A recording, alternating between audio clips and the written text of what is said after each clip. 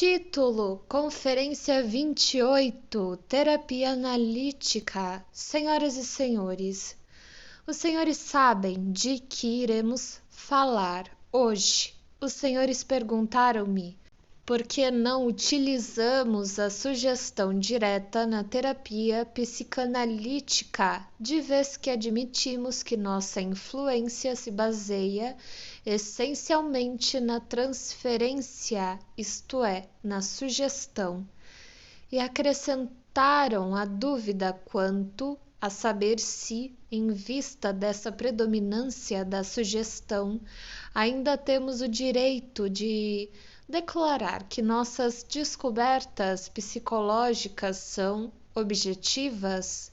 Prometi que lhes daria uma resposta detalhada. A sugestão direta é a sugestão dirigida contra a manifestação de sintomas. É uma luta entre nossa autoridade e os motivos da doença. Nessa atuação, os senhores não se preocupam com esses motivos, simplesmente pedem ao paciente para que suprima a manifestação desses motivos nos sintomas. Não faz qualquer diferença essencial se os senhores colocam ou não o paciente em hipnose. Bernheim, uma vez mais, com sua perspicácia característica, afirmava que a sugestão era o elemento essencial nos fenômenos do hipnotismo, que a própria hipnose já era um resultado da sugestão, um estado sugerido, e ele preferia praticar a sugestão em estado de vigília, que pode conseguir os mesmos efeitos da sugestão sob hipnose. Que prefeririam os senhores ouvir em primeiro lugar no tocante a essa questão? O que nos diz a experiência ou o que nos dizem as formulações teóricas? Comecemos pela primeira. Fui discípulo de Bernheim, a quem visitei em Nancy em 1889 e cujo livro sobre a sugestão traduzi para o alemão. Pratiquei um tratamento hipnótico por muitos anos, a princípio usando a sugestão proibitória, depois combinando-a com o método de Breuer de fazer perguntas ao paciente. Portanto, posso falar dos resultados da terapia hipnótica ou sugestiva baseado em larga experiência. Se, de acordo com as palavras do antigo aforisma médico, uma terapia ideal deve ser rápida, confiável e não desagradável para o paciente. Cito tutto jucunde. O método de Bernheim preenchia pelo menos 2 desses requisitos. Podia ser efetuado de modo muito mais rápido, ou melhor, infinitamente mais rápido do que o tratamento analítico, e não causava nem dificuldades nem desagrado ao paciente. Para o médico, ele se tornava a longo prazo monótono em cada caso.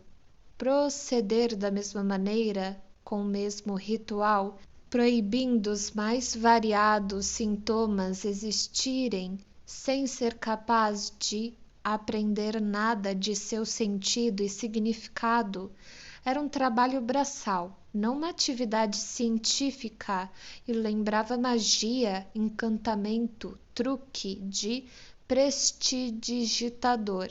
Isto, entretanto, podia não pesar contra o interesse do paciente, mas faltava a terceira qualidade. O procedimento não era confiável em nenhum aspecto podia ser usado com um paciente, mas não em outro. Conseguia muita coisa com um e bem pouco com o outro, e jamais se sabia por quê. Pior do que essa incerteza do procedimento era a falta de permanência dos seus êxitos. Se passado pouco tempo recebiam-se notícias do paciente, a antiga doença havia retornado ou seu lugar tomado por uma nova doença. Podia-se hipnotizar de novo o paciente nos bastidores, porém estava a advertência dada por pessoas experientes contra o risco de roubar ao paciente sua autoconfiança pela hipnose, frequentes vezes repetidas, e de assim torná-lo um viciado dessa espécie de terapia, como se fosse um narcótico. É preciso reconhecer que, vez e outra, as coisas corriam inteiramente segundo o que se desejava. Após algumas tentativas, o êxito era completo e permanente. As condições que determinavam tal resultado favorável, contudo, permaneciam desconhecidas. Em certa oportunidade, uma condição mórbida grave de uma mulher que eu havia completamente eliminado por meio de determinado tratamento hipnótico, retornou sem modificações após a paciente, sem qualquer ação da minha parte, haver ficado aborrecida comigo depois de uma reconciliação. Removi novamente o problema e, com muito mais segurança, ainda assim tornou a voltar a sintomatologia depois que se desaveio comigo uma segunda vez. Em outra ocasião, uma paciente a quem eu havia ajudado repetidamente a sair de estados neuróticos pela hipnose, subitamente, durante o tratamento de uma situação especialmente renitente, lançou seus braços em volta de meu pescoço, abraçando-me. Passado isso, querendo ou não, dificilmente se podia evitar investigar a questão referente à natureza e à origem da autoridade que se tinha no tratamento sugestivo. Estas as experiências, elas nos mostram que, ao renunciarmos à sugestão direta, não estamos abandonando algo de valor insubstituível. Acrescentemos agora a esse aspecto algumas reflexões. A prática da terapia hipnótica exige muito pouco, tanto do paciente como do médico. Ajusta-se magnificamente bem à ideia que a maioria dos médicos tem a respeito das neuroses. O médico diz ao paciente neurótico: não há problema com você, é só uma questão de nervos. Assim posso acabar com esse problema em 2 ou 3 minutos, só com algumas palavras.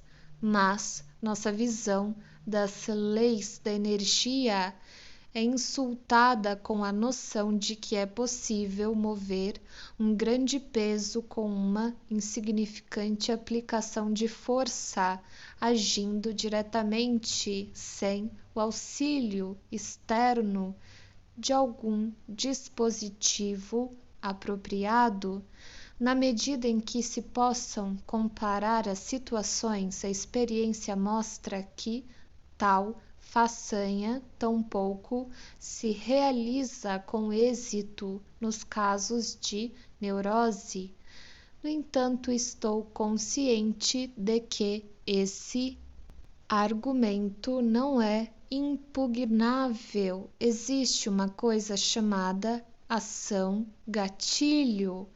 À luz do conhecimento que adquirimos da psicanálise, podemos descrever a diferença entre tratamento hipnótico e tratamento psicanalítico da seguinte maneira: o tratamento hipnótico procura encobrir e dissimular algo existente na vida mental. O tratamento analítico visa expor e eliminar algo.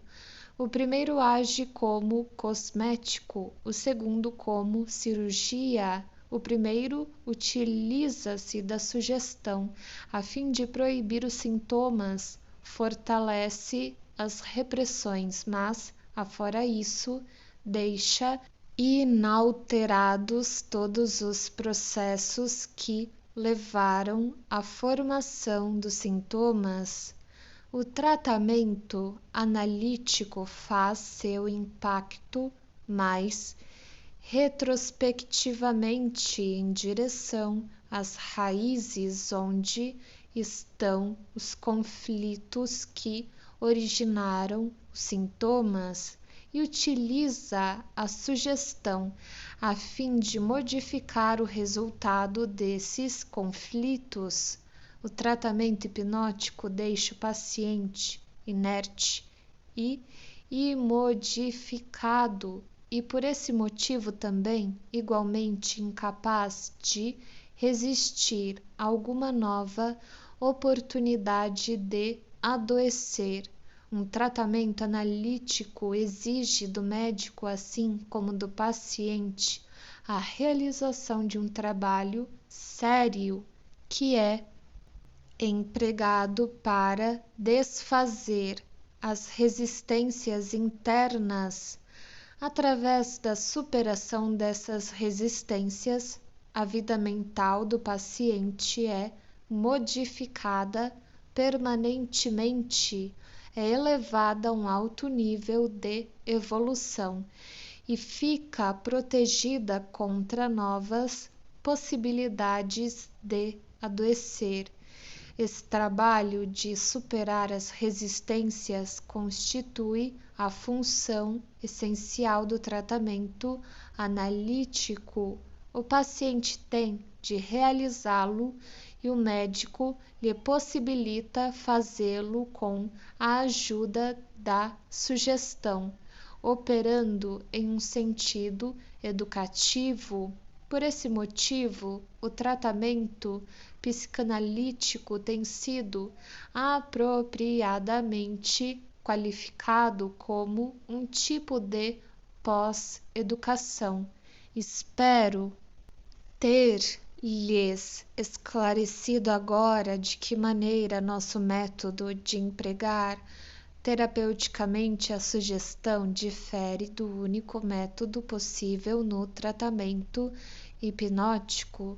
Os senhores, partindo do fato de que a sugestão pode ter sua origem na transferência, compreenderão ademais a incerteza que nos acometia na terapia hipnótica, ao passo que o tratamento analítico se mantém previsível dentro de seus limites. Ao utilizar a hipnose, dependemos do estado da capacidade de transferência do paciente, sem sermos capazes de influenciar tal estado.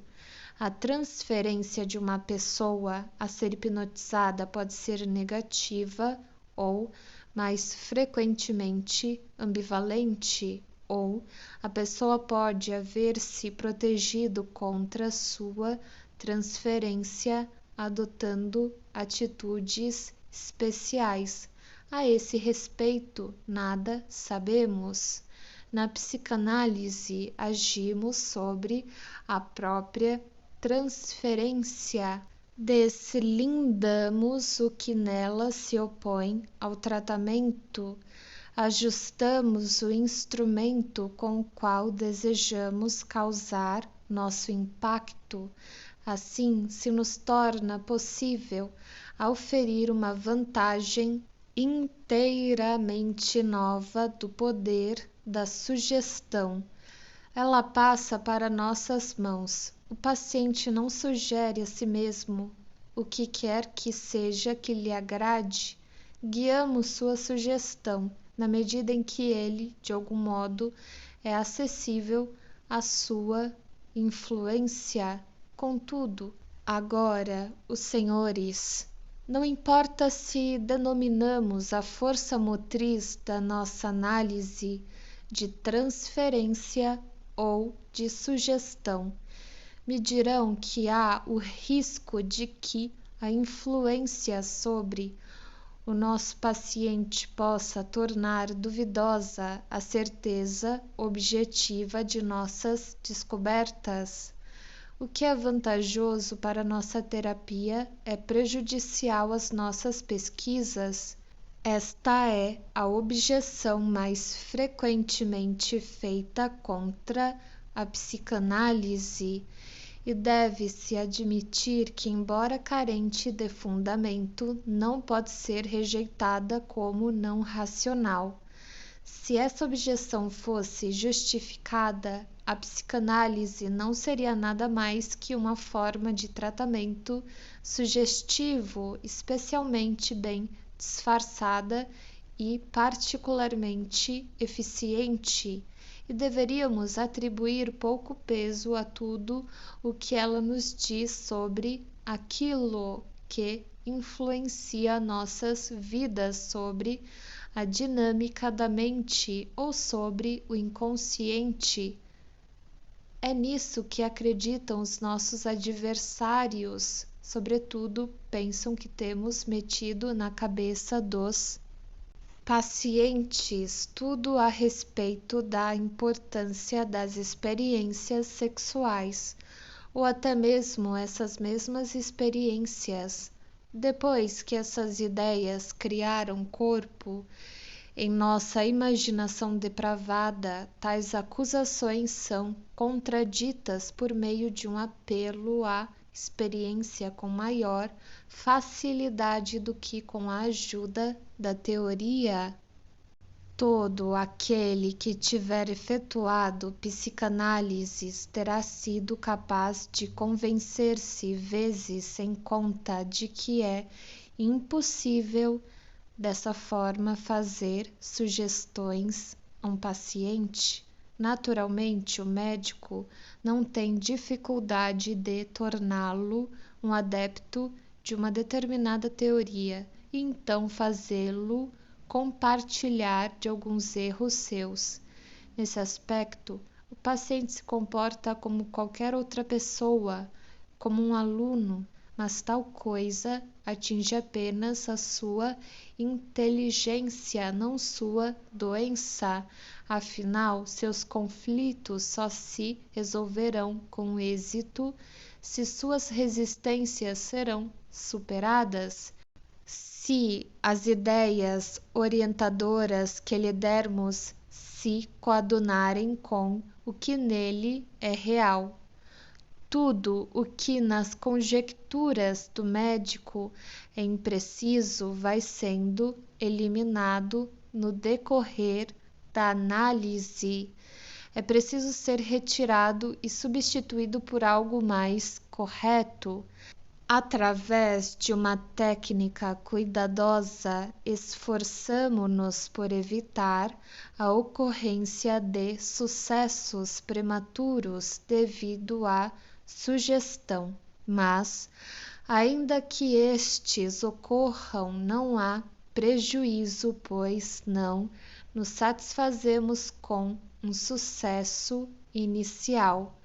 Só consideramos que uma análise esteja no seu término quando todas as obscuridades do caso tenham sido elucidadas, as lacunas da memória preenchidas e descobertas as causas precipitantes das repressões. Os êxitos que assomam de imediato consideramo-los mais obstáculos do que auxílio ao trabalho da análise e pomos um fim a esses êxitos, resolvendo constantemente a transferência na qual eles se baseiam. Essa última característica que constitui a diferença fundamental entre terapia analítica e terapia meramente sugestiva e que livra os resultados da análise da suspeita de serem sucessos devido à sugestão. Em qualquer outro tipo de tratamento sugestivo, a transferência é cuidadosamente preservada e mantida intocada na análise. A própria transferência é sujeita a tratamento e é dissecada em todas as formas sob as quais aparece. Ao final de um tratamento analítico, a transferência deve estar ela mesma totalmente resolvida, e se o sucesso então é obtido ou continua, ele não repousa na sugestão, mas sim no fato de, mediante a sugestão, haver-se conseguido superar as resistências internas e de haver-se efetuado uma modificação interna no paciente. A aceitação de sugestões em determinados pontos é, sem dúvida, desestimulada pelo fato de que, durante o tratamento, estamos lutando incessantemente contra resistências capazes de transformar-se em transferências negativas, hostis. E não devemos deixar de assinalar que grande número de descobertas na análise, que de outro modo poderiam ser suspeitas de serem produtos da sugestão, confirmam-se uma a partir de outra fonte irrepreensível. Nossos fiadores, nesse caso, são aqueles que sofrem de demência precoce e paranoia, os quais naturalmente estão acima de qualquer suspeita de serem influenciados pela sugestão.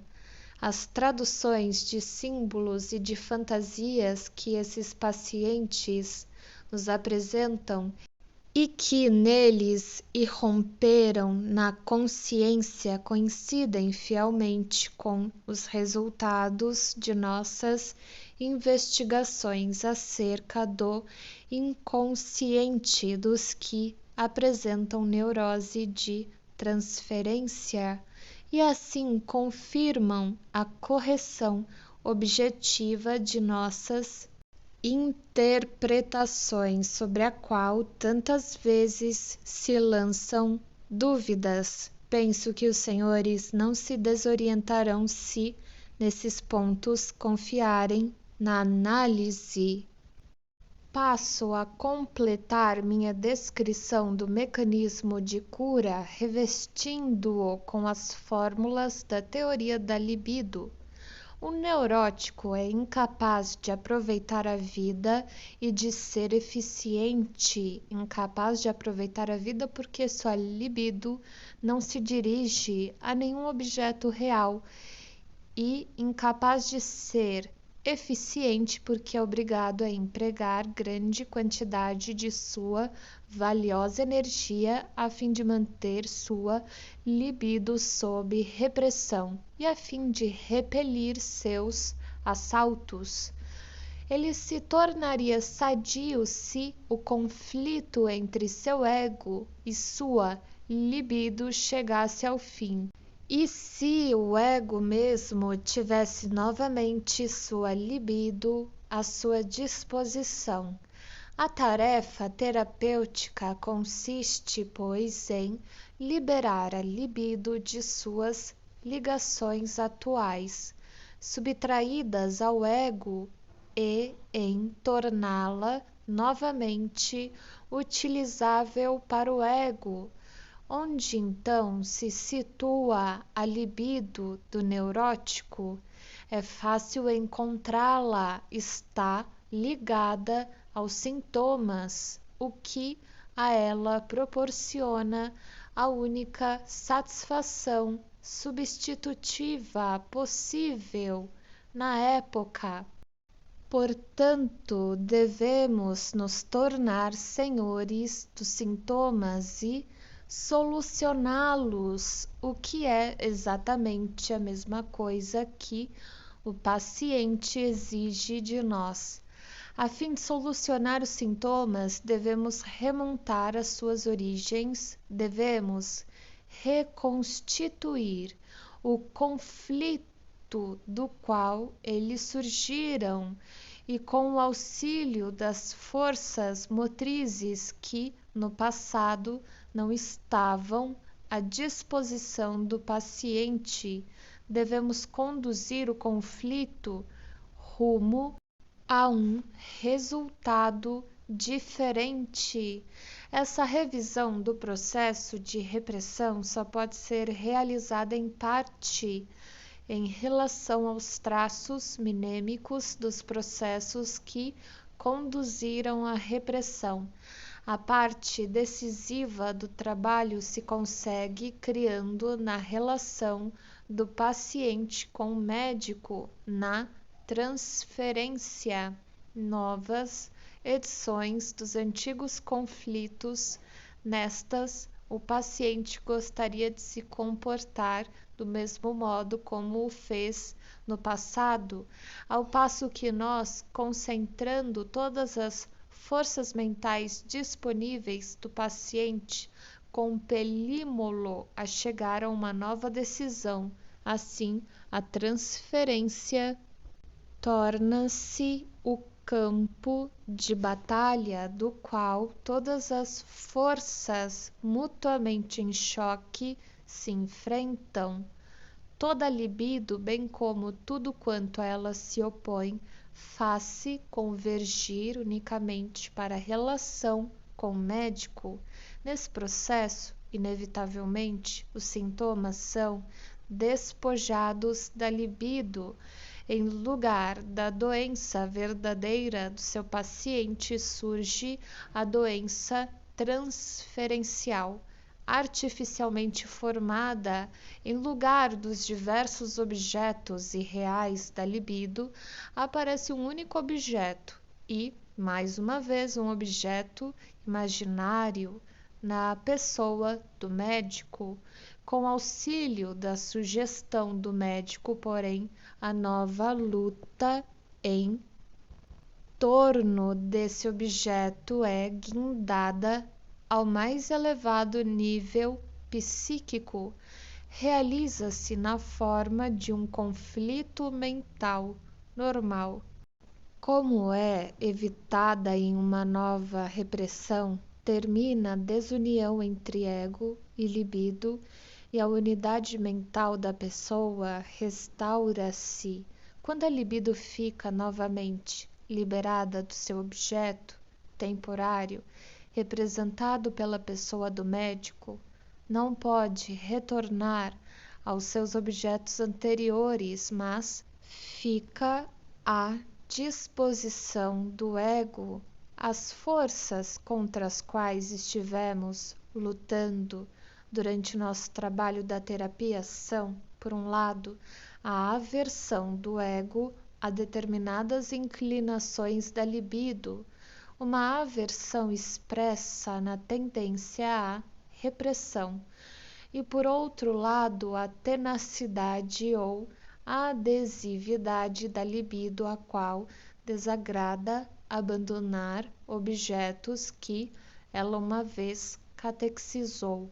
Assim, nosso trabalho terapêutico incide em duas fases. Na primeira, toda a libido é retirada dos sintomas e colocada na transferência, sendo aí concentrada. Na segunda, trava-se a luta por esse novo objeto e a libido é liberada dele.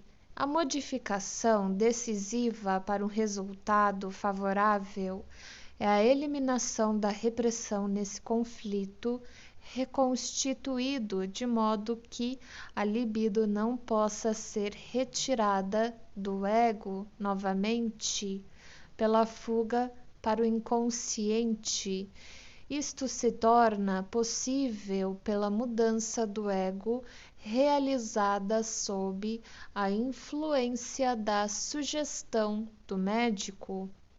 Mediante o trabalho da interpretação que transforma o que é inconsciente em consciente, o ego se amplia à custa desse inconsciente por meio do conhecimento.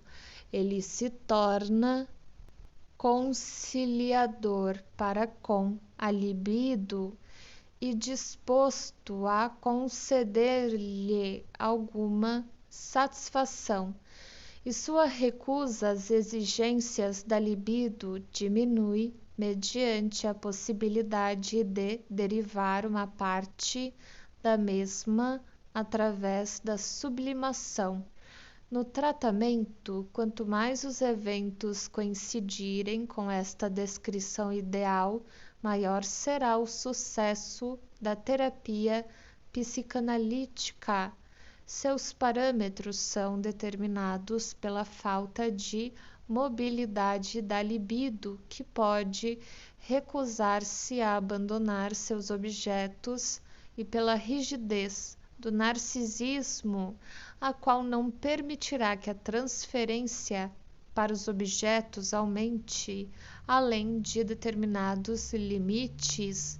Talvez possamos tornar ainda mais clara a dinâmica do processo de cura se eu lhes disser que retemos a totalidade da libido que foi retirada do domínio do ego, atraindo uma parte dela sobre nós próprios, mediante a transferência. Não seria fora de propósito manifestar a advertência de que, partindo da distribuição da libido durante o tratamento, e em consequência desta, não podemos tirar nenhuma conclusão acerca do modo como a libido se distribuía durante a doença. Suponhamos que conseguimos conduzir um caso a um desfecho favorável, restabelecendo e depois solucionando uma intensa transferência paterna para o médico. Não seria correto concluir que o paciente passara previamente por uma ligação semelhante de sua libido em relação ao seu pai. Sua transferência paterna foi simplesmente o campo de batalha no qual adquirimos o controle de sua libido. A libido do paciente se dirigia para essa transferência a partir de outras posições. Um campo de batalha não precisa necessariamente coincidir com uma das fortalezas chaves do inimigo. A defesa de uma capital inimiga não precisa situar-se justamente em frente de suas portas. Somente depois de novamente resolvida a transferência, podemos reconstituir em nosso pensamento a distribuição de libido que prevalecerá durante a doença. Do ponto de vista da teoria da libido, também podemos dizer uma última palavra sobre os sonhos. Os sonhos de um neurótico, bem como suas parapraxias e suas associações livres referentes aos mesmos, nos auxiliam a descobrir o sentido de seus sintomas e a revelar a maneira como sua libido se distribui. Eles não mostram na forma de uma realização de desejo quais impulsos plenos de desejos foram sujeitos à repressão e a quais objetos a libido retirada do ego foi ligada. Por esse motivo, a interpretação dos sonhos desempenha um papel importante em um tratamento psicanalítico e, em alguns casos, ela é, por longos períodos, o mais importante instrumento de nosso trabalho. Já sabemos que o estado de sono por si mesmo leva a um determinado afrouxamento das repressões.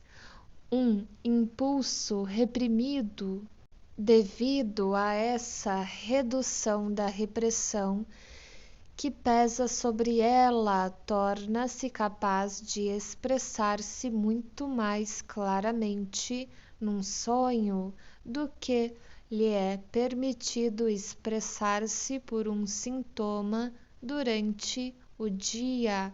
Portanto, o estudo dos sonhos torna-se o meio mais conveniente de se obter acesso ao conhecimento do inconsciente reprimido, do qual faz parte a libido retirada do ego. Os sonhos dos neuróticos, contudo, não diferem em nenhum aspecto importante dos sonhos de pessoas normais. É possível, de fato, que estes não possam absolutamente ser diferenciados daqueles. Seria absurdo fazer uma descrição dos sonhos dos neuróticos que não pudesse também aplicar-se aos sonhos de pessoas normais. Logo, podemos dizer que a diferença entre neurose e saúde vigora apenas durante o dia, não se estende à vida onírica. Somos obrigados a extrapolar para pessoas sadias diversas hipóteses relativas aos neuróticos, em consequência do elo entre os sonhos destes e os seus sintomas. Não podemos negar que também as pessoas sadias possuem em sua vida mental aquilo que, por si só, possibilita a formação tanto dos sonhos como dos sintomas, e devemos concluir que também eles efetuaram repressões que despendem determinada quantidade de energia a fim de mantê-las, que seu sistema inconsciente oculta impulsos reprimidos ainda catequizados com energia, e que uma parte de sua libido é retirada e deixa de estar à disposição do ego. Assim também uma pessoa sadia é virtualmente um neurótico, mas os sonhos parecem ser os únicos sintomas que ela é capaz de formar. É verdade que, se alguém submete a um exame mais atento, sua vida desperta, descobre algo que contradiz essa aparência, ou seja, que essa vida pretensamente sadia está marcada aqui e ali por grande número de sintomas banais e destituídos de importância prática. A distinção entre saúde nervosa e neurose reduz-se, por conseguinte, a uma questão prática e é decidida pelo resultado isto é, a pessoa ter ou não ter um nível suficiente de capacidade para aproveitar a vida e ser eficiente. Tal distinção provavelmente se atribui às dimensões relativas das quantidades de energia que permanece livre e que é ligada pela repressão. É de natureza quantitativa, não qualitativa. Não preciso dizer-lhes que essa descoberta é a justificação teórica de nossa convicção de que as neuroses são, em princípio, curáveis, apesar de se basearem na disposição constitucional. A identidade dos sonhos de pessoas sadias e neuróticas capacita-nos a inferir, pois, muita coisa referente à definição das características de saúde, mas, com relação aos sonhos propriamente ditos, podemos fazer uma inferência adicional. Não devemos desvinculá-los de sua relação com os sintomas neuróticos. Não devemos supor que sua natureza essencial se esgota com a fórmula que os descreve como uma tradução de pensamentos em uma forma arcaica de expressão. Porém, devemos supor que eles nos mostram distribuições da libido e catexias objetais que realmente estão presentes. Em breve chegaremos ao fim. Talvez os senhores estejam desapontados porque no tópico referente ao método psicanalítico de tratamento apenas lhes falei acerca da teoria e não a respeito das condições que determinam se um tratamento deve ser empreendido ou dos resultados que ele produz. Não irei discorrer sobre nenhum dos dois. Sobre o primeiro, porque não é minha intenção dar-lhes instruções práticas acerca de como efetuar uma psicanálise, e sobre o segundo, porque diversas razões me dissuadem de fazê-lo. No início de nossas palestras desse ano, salientei o fato de que, sob condições favoráveis, obtemos êxitos que nada ficam a dever aos mais extraordinários êxitos da medicina interna. E agora posso acrescentar algo mais, que eles não poderiam ter sido alcançados com nenhum outro método, se lhes fosse dizer mais do que isto, eu seria suspeito de tentar salientar as altas vozes dos detratores por meio de autopromoção.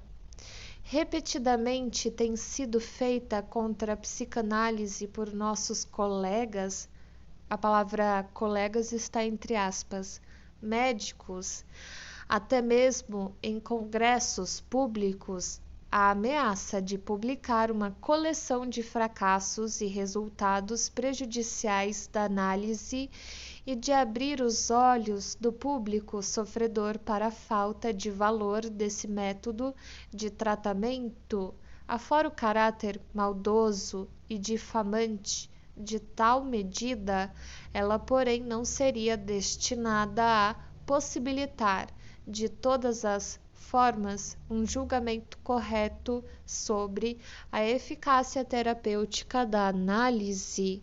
A terapia analítica, conforme sabem, está em sua adolescência. Levou longo tempo para estabelecer sua técnica, e isto só pode ser feito no decorrer do trabalho e sob a influência de crescente experiência.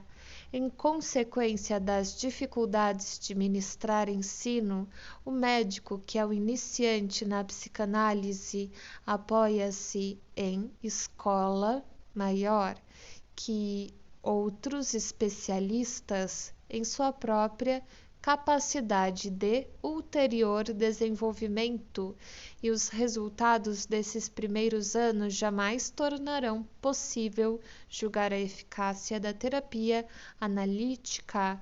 Muitas tentativas de tratamento malograram durante o período inicial da análise porque foram empreendidas em casos completamente inadequados ao método, casos que hoje em dia excluiríamos com base em nossa atual visão das indicações para tratamento.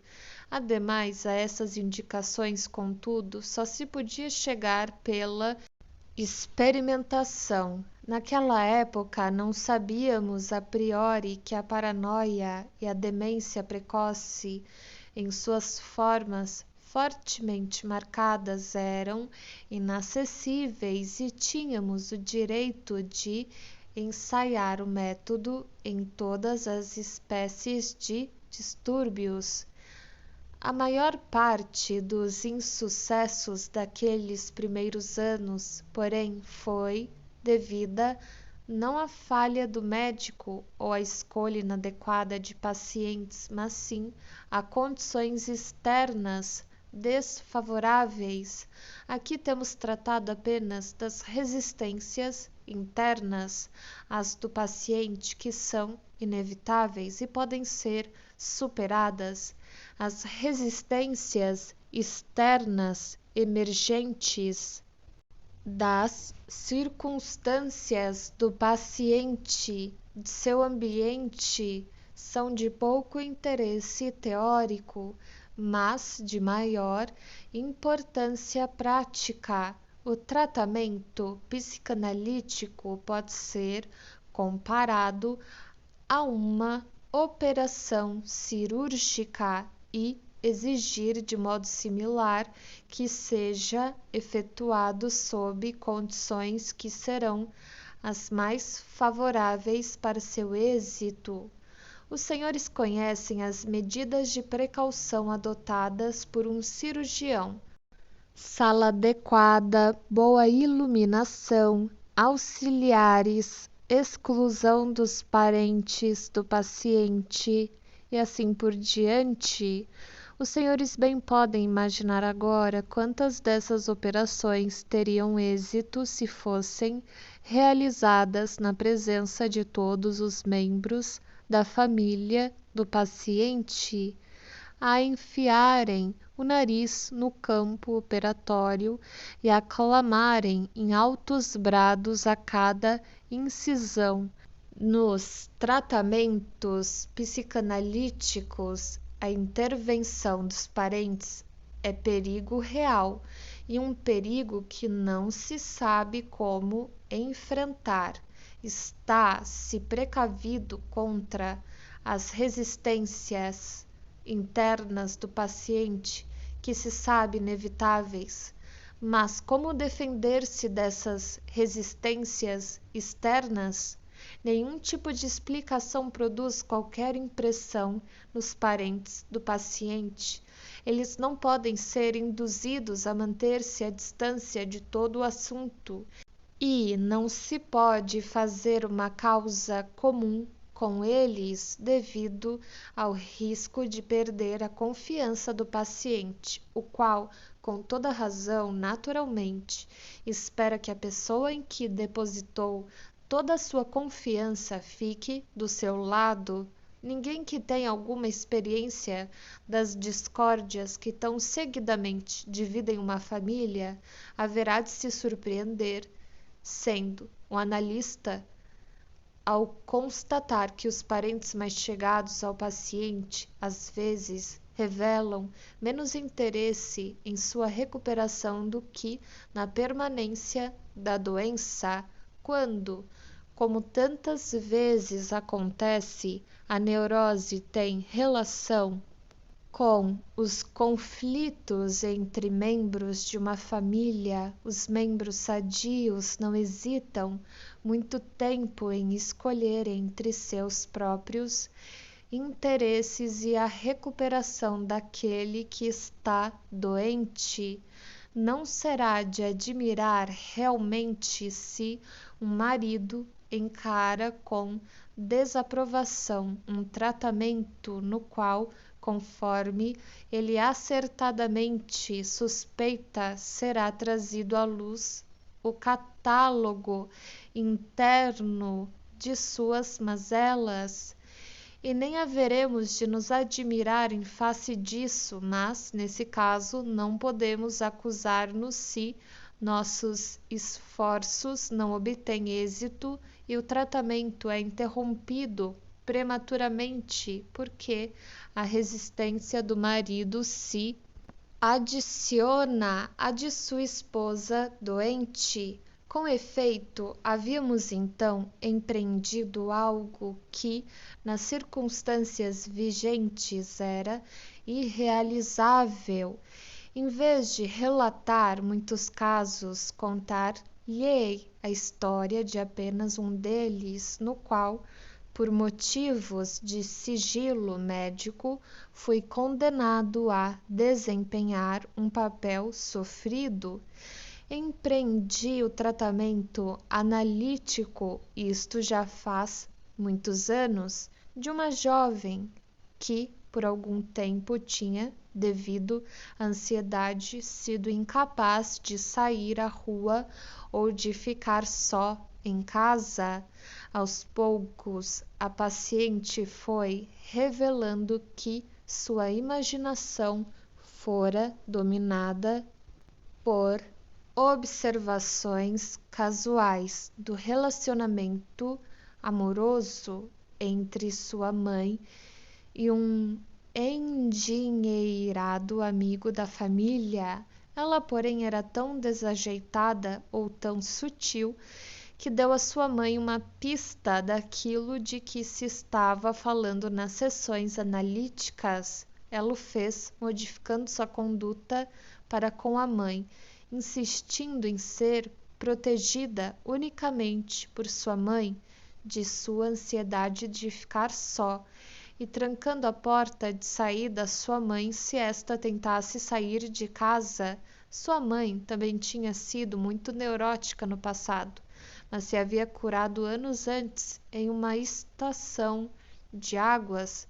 Para ser mais preciso, ela havia travado conhecimento com o homem com o qual foi capaz de iniciar uma relação que, de todos os modos, lhe agradava.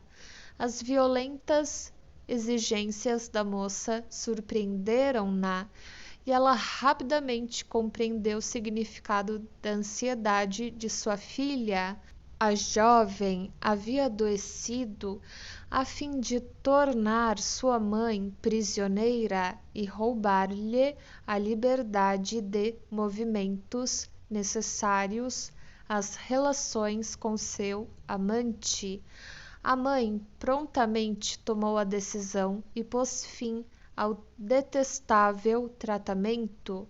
A jovem foi levada a um sanatório para doenças nervosas e por muitos anos era mostrada como uma pobre vítima da psicanálise. Todo esse tempo também fui perseguido pela calúnia de responsabilidade pelo infeliz fim do tratamento. Mantive-me em silêncio, pois julguei-me preso à obrigação do sigilo médico. Muito tempo depois soube por um de meus colegas que tinha visitado o sanatório e ali vira a jovem agorafóbica que a liaison entre sua mãe e o próprio amigo da família era um caso público e notório na cidade e que nisto provavelmente era conivente o marido e pai. Assim, a esse segredo é que o tratamento tinha sido sacrificado nos anos anteriores à guerra, quando pessoas chegadas de muitos países estrangeiros me fizeram independente da simpatia ou antipatia de minha própria cidade, segui a regra de não tomar um paciente em tratamento, a menos que ele fosse sui juris, não dependente de quem quer que fosse nas relações essenciais de sua vida. No entanto, isto não é possível para todos os analistas. Talvez os senhores possam concluir de minha advertência contra os parentes que os pacientes destinados à psicanálise devam ser segregados de suas famílias e que essa espécie de tratamento deveria, por conseguinte, restringir-se a pessoas internadas em hospitais para doenças nervosas. Nisto eu não poderia acompanhá-los, porém é muito mais vantajoso para os pacientes, na medida em que não estejam em uma fase de grave exaustão, permanecerem durante o tratamento naquelas condições em que têm de lutar contra as tarefas que os desafiam. Os parentes dos pacientes, contudo, não devem anular essa vantagem como sua conduta e não deveriam oferecer qualquer oposição hostil aos esforços do médico. Entretanto, como se propõem os senhores influenciar nesse sentido fatores como estes que nos são inacessíveis, e os senhores compreenderão naturalmente o quanto as perspectivas de um tratamento são determinadas pelo milieu social do paciente e pelo nível cultural de sua família. Esse aspecto apresenta uma sombria perspectiva para a eficiência da psicanálise como forma de terapia, não é mesmo? Ainda que sejamos capazes de explicar a grande maioria de nossos fracassos, atribuindo-os à interferência de fatores externos, amigos da análise têm-nos aconselhado a arrostar a ameaça de publicação de nossos insucessos com estatísticas de nossos êxitos, alinhados por nós próprios. Não concordo com isto. Assinalei que as estatísticas são carentes de valor se os itens nelas agrupados são, por demais, heterogêneos e os casos de doença neurótica que tomamos em tratamento eram de fato impossíveis de comparar em uma grande variedade de aspectos. Além do mais, o período de tempo que podia ser coberto era excessivamente curto para possibilitar uma avaliação da durabilidade das curas, e era totalmente impossível relatar muitos desses casos. Referiam-se a pessoas que haviam mantido em segredo tanto sua doença como seu tratamento, e sua recuperação igualmente devia ser mantida em segredo. O motivo mais forte para silenciar está, contudo, na percepção de que, em matéria de terapia, as pessoas se conduzem muito irracionalmente, de forma que não se tem a perspectiva de realizar junto delas nada por meios racionais. Uma inovação terapêutica ou é recebida com entusiasmo delirante, como, por exemplo, quando Koch, ou Koch, não sei como ler, Koch, apresentou ao público sua primeira tuberculina contra a tuberculose, ou é tratada com desconfiança profunda, como a vacina de Jenner, que foi realmente uma bênção e ainda hoje encontra opositores irreconciliáveis. Houve, evidentemente, um preconceito contra a psicanálise. Se alguém tivesse curado um caso grave, podia-se ouvir as pessoas dizerem: isso não prova nada, ele podia ter se recuperado por si mesmo nesse período.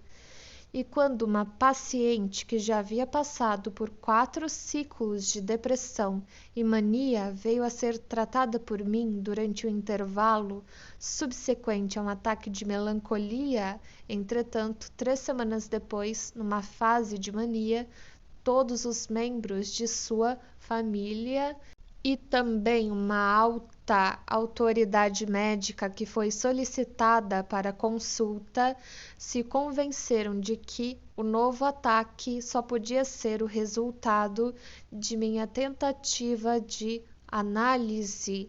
Nada pode ser feito contra os preconceitos, isto senhores podem constatar novamente. Hoje em dia, nos preconceitos que cada grupo de nações em guerra desenvolveu contra o outro, a coisa mais sensata a fazer é esperar e deixar tais preconceitos ao efeito da erosão do tempo. Um dia as mesmas pessoas começam a pensar acerca das mesmas coisas de uma maneira bem diferente de antes. É a razão por que não pensavam dessa maneira anteriormente continua sendo profundo mistério. É possível que o preconceito contra o tratamento analítico já esteja diminuindo. A constante difusão dos ensinamentos analíticos, o crescente número de médicos exercendo a análise em diversos países parecem corroborar esse fato. Quando eu era um jovem médico, encontrei-me em meio a uma tormenta de indignação semelhante por parte dos médicos contra o tratamento pela sugestão hipnótica, que é agora apoiada, em comparação com a análise, por pessoas de opiniões moderadas. O hipnotismo, no entanto, não cumpriu sua promessa inicial como agente terapêutico. Nós, os psicanalistas, podemos declarar-nos seus legítimos herdeiros e não esquecemos quanto encorajamento e esclarecimento teórico lhe devemos. Os efeitos nocivos atribuídos à psicanálise restringem-se essencialmente a passageiras manifestações de um conflito exacerbado. Se a análise é efetuada de modo inábil ou se é interrompida pelo meio, os senhores ouvirão uma exposição daquilo que realizamos com nossos pacientes e podem formar seu próprio juízo quanto a saber se nossos esforços são destinados a produzir qualquer prejuízo duradouro. O mau uso da análise é possível em diversos sentidos, em especial a transferência é um instrumento perigoso nas mãos de um médico inescrupuloso. Não há instrumento ou método médico que esteja garantido contra mau uso. Se um bisturi não corta, tampouco pode ser usado para curar. Terminei, senhoras e senhores. É mais do que uma fórmula convencional das palavras, o fato de eu admitir que eu próprio estou profundamente consciente dos vários defeitos existentes nas conferências que lhes proferi. Lamento, sobretudo, haver-lhes tantas vezes prometido retornar posteriormente a tópicos que apenas mencionara e depois não ter encontrado oportunidade de cumprir minha promessa. Assumi o compromisso de dar-lhes uma descrição do assunto que ainda está incompleto e em processos de evolução, e meu resumo condensado veio a mostrar-se incompleto. Em alguns pontos apresentei um material sobre o qual tirar uma conclusão e depois eu mesmo não cheguei à conclusão. Não poderia, contudo, pretender torná-los peritos, apenas procurei dar-lhes estímulo e esclarecimento